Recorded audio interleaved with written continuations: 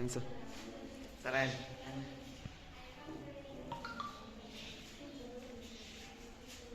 প্রিয় শিক্ষার্থী বন্ধুগণ, বিশ্বব্যাপী করোনা পরিস্থিতির জন্য আমরা দীর্ঘ 17 থেকে 18 মাস পর 3.5 মাস ক্লাস করতে পারছি, কিন্তু আবার এই ওমিক্রন অর্থাৎ করোনা মহামারীর জন্য বাংলাদেশের সকল শিক্ষা প্রতিষ্ঠান বন্ধ হওয়ার জন্য আমরা ক্লাসে পাঠদান করার সুযোগ পাচ্ছি না, আর আমরা ক্লাসে পাঠদানের ব্যবস্থা করতেও পারতেছি না। প্রিয় শিক্ষার্থী বন্ধুগণ, আশা করি তোমরা নিজ নিজ বাড়িতে সৃষ্টিকর্তার অশেষ কৃপায় ভালো আছো, কিন্তু সর্বশেষ কথা হচ্ছে যে যেখানে থাকো না কেন লেখাপড়া বন্ধ করা যাবে না। কিভাবে আমরা করতে হবে ওই দিকে আমরা স্বতঃস্ফূর্তভাবে আমাদের কাজ করতে হবে। করোনা পরিস্থিতির পূর্বে আমরা অনেক ক্লাস দিয়েছিলাম, আর এখনো আমরা আবার অনলাইন পদ্ধতিতে কতগুলো ক্লাস তোমাদের দিচ্ছি। তোমরা মনোযোগ সহকারে ক্লাসগুলো উপস্থাপন করো, আর ক্লাসে কি আলোচনা হচ্ছে তা দেখার চেষ্টা করো, বোঝার চেষ্টা করো। আজকে আমরা পদার্থ বিজ্ঞানের প্রথম অধ্যায় থেকে একটি ক্লাস নিচ্ছি। ক্লাসটি হচ্ছে ভৌত রাশি ও তার পরিমাপ। আমরা জানি যে ভৌত রাশি এই জগতে যে সকল রাশি পরিমাপ যোগ্য, যাদেরকে পরিমাপ করা যায়, এই সকল রাশিগুলো হচ্ছে ভৌত রাশি। আর যাদের রাশিগুলো দেখা যাচ্ছে যে অসংখ্য, এই ভৌত জগতে অসংখ্য রাশি রয়েছে, তো এই সবগুলো রাশি দেখা যায় যে আমরা আজকে আলোচনা করতে পারবো না। আজকে আমরা ভৌত রাশি বলতে যেটা বুঝি, ভৌত রাশি হচ্ছে মৌলিক রাশি। যে সকল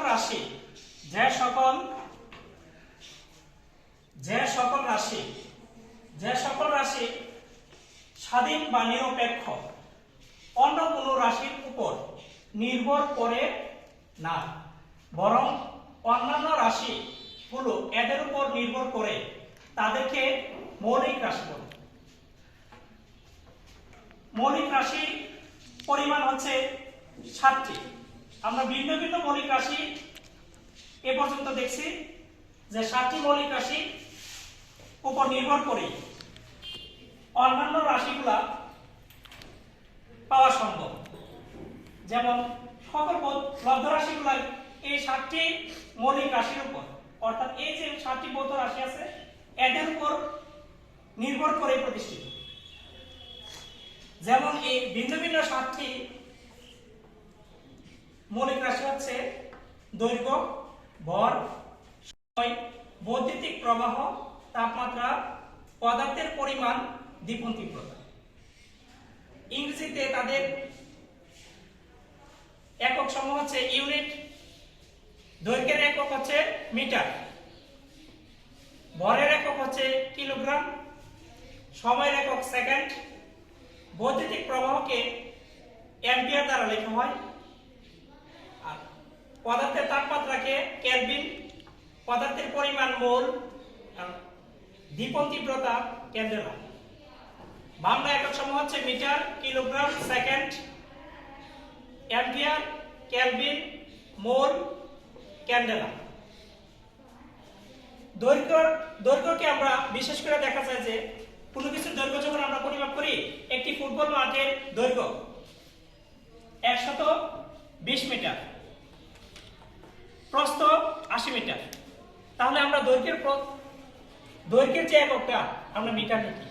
ভর আমরা কোনো কিছুকে সাধারণত যে পরিমাপ করি, আমাদের প্রচলিত যে এককটা ভরের এককে আমরা কিলোগ্রাম দ্বারা প্রকাশ করি। তাহলে আমরা কিন্তু পুরোটাই লিখি না। কিলোগ্রামের এই যে কিলোগ্রাম, এর মধ্যে ইংরেজি বর্ণ 1 2 3 4 5 6 7 8টি, 8টির মধ্যে দেখা যায় যে কে এবং জি কে, অর্থাৎ আমরা কেজি হিসেবে ব্যবহার করি, অর্থাৎ কেজি প্রতিকে আমরা ব্যবহার করে থাকি। সময়ের একক হচ্ছে সেকেন্ড, এর প্রথম যে অক্ষরটা এস দ্বারা আমরা এই যে সময়কে আমরা ইন্ডিকেট করি। বৈদ্যুতিক প্রবাহের একক হচ্ছে অ্যাম্পিয়ার। অ্যাম্পিয়ারকে আমরা এ প্রতীকে ব্যবহার করি। তাপমাত্রা কেলভিন আমরা কে লিখে ব্যবহার করি। পদার্থের পরিমাণ হচ্ছে মোল, এম ও এল লিখে আমরা প্রকাশ করতে মোল। দ্বিগুণ তীব্রতার একক হচ্ছে ক্যান্ডেলা, এই সিটি প্রতীকে আমরা প্রকাশ করি। 7টি মৌলিক রাশির উপর নির্ভর করে অন্যান্য রাশিসমূহ যেহেতু প্রতিষ্ঠিত, তাহলে আমরা এই ক্লাসটা থেকে বিভিন্ন প্রকার লব্ধ রাশি সম্পর্কে আমরা আজকে জানতে পারব। যেমন লব্ধ রাশিটা কি? যে সকল রাশি এক বা একাধিক মৌলিক রাশির পরিমাপের উপর নির্ভর করে বা মৌলিক রাশি হতে লাভ করা যায় তাদেরকে লব্ধ রাশি বলে। তাহলে আমরা লব্ধ রাশি সংজ্ঞাটা যদি আমরা লিখি,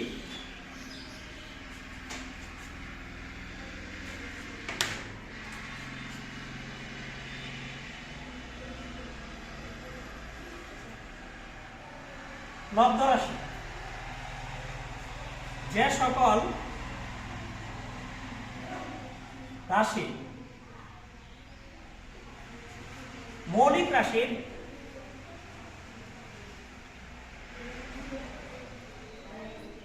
পরিমাপের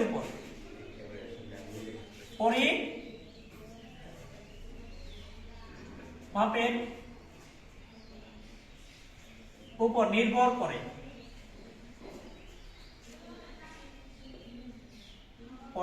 বা মৌলিক রাশি থেকে মৌলিক রাশি হতে লাভ করা যায় তাদেরকে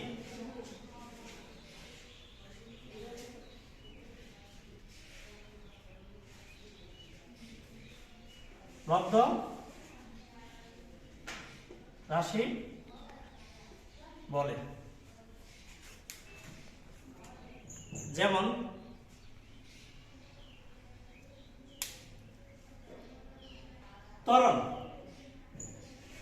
ত্বরণ একটি লব্ধ রাশি। আমরা জানি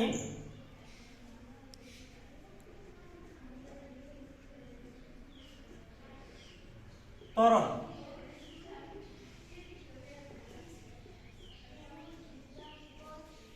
বেগ বৃদ্ধির হারকে আমরা ত্বরণ বলি। তাহলে ত্বরণের সাথে বেগ জড়িত।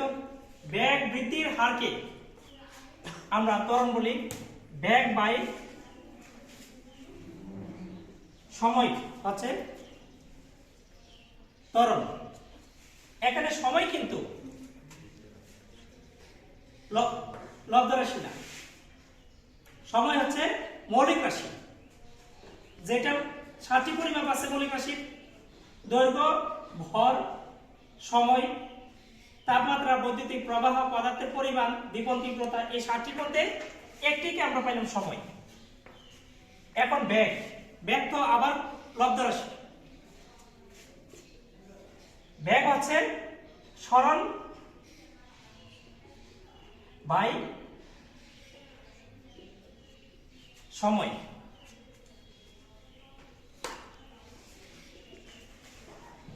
তাহলে আমরা যদি উপরের অংশটা ক্যালকুলেট করি, সরণ বাই সময়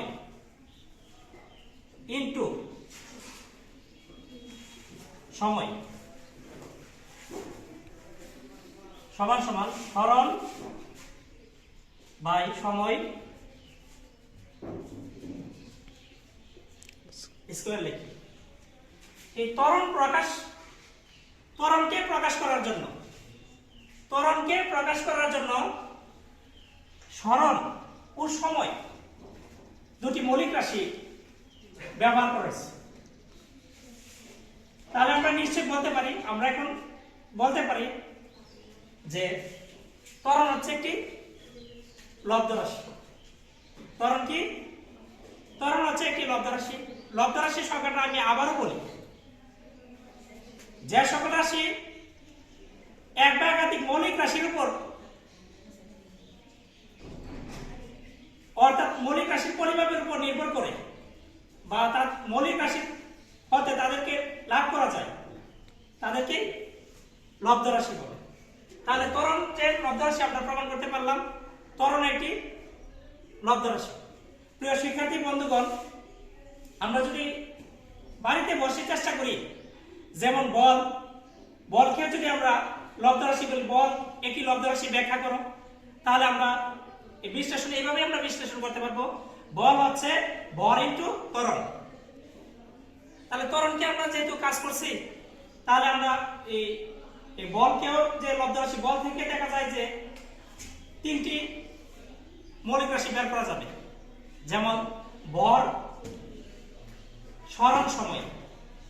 তাহলে কাজ একটি লব্ধ রাশি, ক্ষমতা একটি লব্ধ রাশি, বেগ একটি লব্ধ রাশি। এটি আমরা বাড়িতে বসে যার যার মতো করে আমরা চেষ্টা করব, আর পরবর্তী ক্লাসগুলো আমরা ফলো করব। প্রিয় শিক্ষার্থী বন্ধুগণ, আমি বলতেছি যে বিশ্বব্যাপী করোনা পরিস্থিতির জন্য আমরা কিন্তু শ্রেণী কক্ষে পাঠদান দিতে ব্যর্থ। এই বিধায় তোমরা প্রত্যেকের নিজ নিজ বাড়িতে বসে লেখাপড়ার চেষ্টা করবা, আর শুধু প্রতিষ্ঠানের শিক্ষকদের ক্লাসগুলো ফলো করবা তা না, সারা বাংলাদেশে স্বনামধন্য শিক্ষকরা যে পাঠদান দিচ্ছে, সরকারি টিভি চ্যানেলে যে ক্লাসগুলো নিচ্ছে, তার এই ক্লাসগুলো ঘরে বসে অযথা সময় নষ্ট না করে ওইগুলো ফলো করবা।